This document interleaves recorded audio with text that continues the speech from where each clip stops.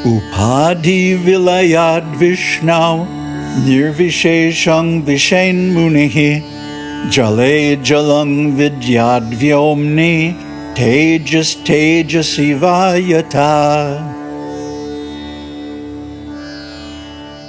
Upādhi vilayat, on the destruction of the upādhis.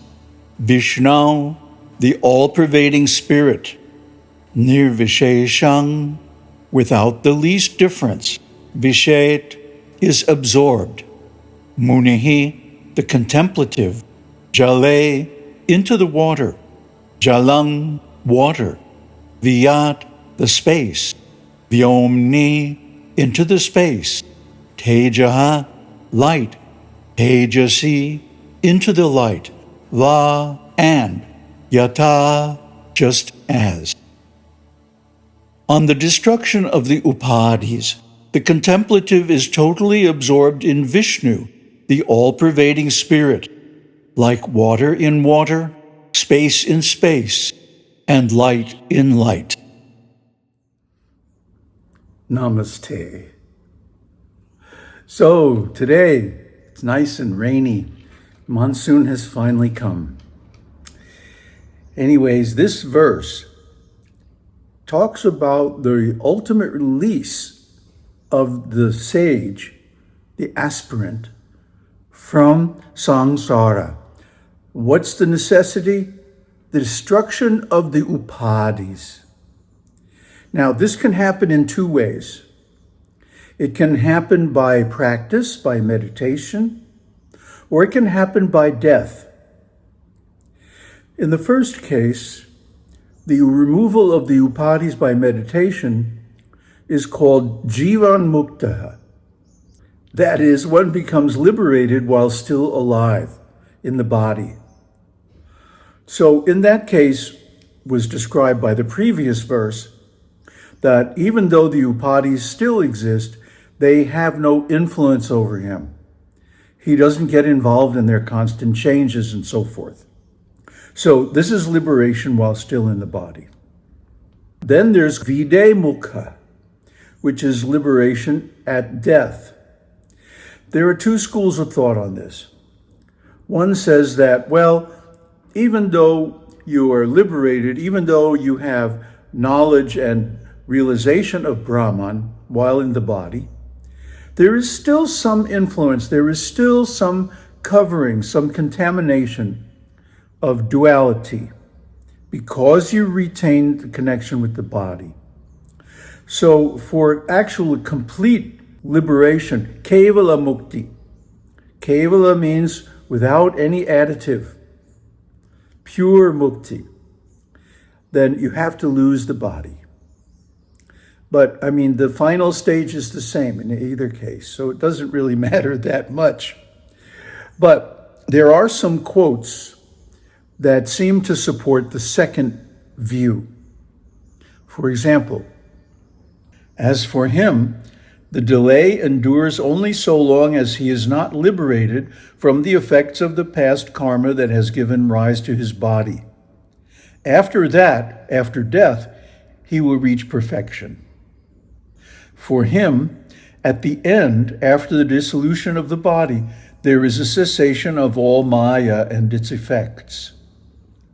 As the flowing rivers disappear in the ocean, losing their names and forms, so likewise an illumined person, freed from name and form, attains the divine Purusha, who is greater than the great. So we discussed the divine Purusha, the original person from which all other persons derive, back in our series on Brihadaranyaka. If anybody is interested to inquire further into that. But it's necessary to understand this verse because the next thing he says, the contemplative is totally absorbed in Viṣṇu. Now, this is a different definition of Viṣṇu. This is a functional definition of Viṣṇu, which is not the kind of definition that the Viṣṇu devotees use. They're in bhakti. They want to maintain duality between themselves and Viṣṇu, because they want to do worship, they want to have relationships, they want to have pastimes in various moods. And so they don't like this idea of merging with Viṣṇu. But they still accept that it is an option. And in the Bhakti Rasamrita Sindhu, they acknowledge that if a sage becomes self-realized in the mood of neutrality toward Viṣṇu, he can merge into the existence of Viṣṇu. And certainly one who follows the path of jnana to the very end is going to become neutral to everything that involves material distinctions. So we can say, that he merges into Viṣṇu. He becomes the all-pervading spirit. Then there is no difference, as the verse says, nirvishesham, without any difference whatsoever. Vishen munihi, that the muni becomes dissolved or merged into Viṣṇu. Upādhi vilayad Viṣṇu. When the upādhis are destroyed, whether by meditation or by death, then the sage who has already realized the self becomes the self. Then there's no more difference. There's no more individual personal I or ego. He doesn't strive for any personal benefit. He only, if he has any activities at all, is involved in teaching this wonderful knowledge of non-duality. So then what? He merges in Viṣṇu, the all-pervading spirit, like water in water, like space in space, and like light in light.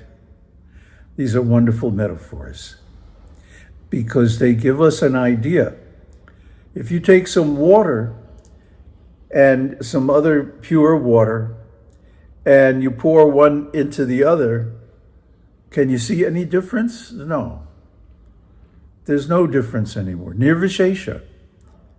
No difference. So that means he literally becomes Viṣṇu. And of course, Viṣṇu is the all-pervading consciousness in the material world. He is also the manager of all the material wealth in the universe because Lakshmi is his consort and she is wealth. That means he is the master of all the elements. So even though he is associated with upādhis, the material elements, they don't affect him, like was described in the previous verse. So this is a wonderful state because it's Satchit Ananda, full of existence, knowledge, and bliss, without any limitation. Viṣṇu, along with Shiva and Shakti, never dies. Brahma dies. And some of the other expansions of Shiva, like Rudra, they also die at the end of the universe. But not Shiva, Shakti, or Viṣṇu. They go on through the interminable interval between universes, and then they re-manifest in the next universe, the next creation. So they are never lost. They are never dead. They don't really disappear. They remain. But they remain in the form of Brahman, pure consciousness alone. So this is also the case for the mukti.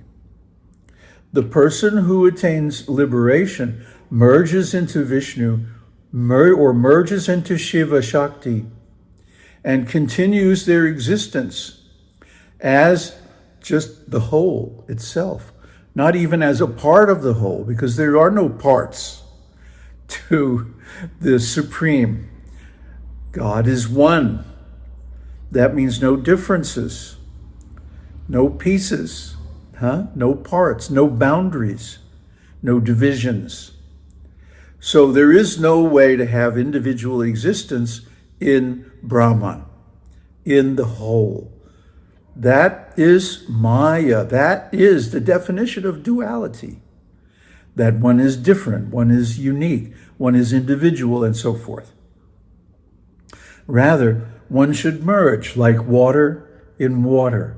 And of course, in sacred literature throughout the world, water is a metaphor for consciousness. So what we're really talking about here is, the Viṣṇu mind meld.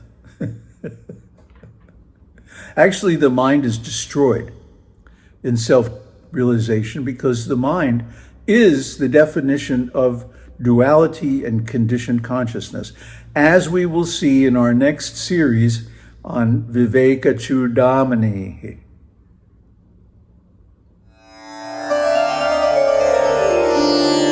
Om Tat Sat, Om Shakti Om.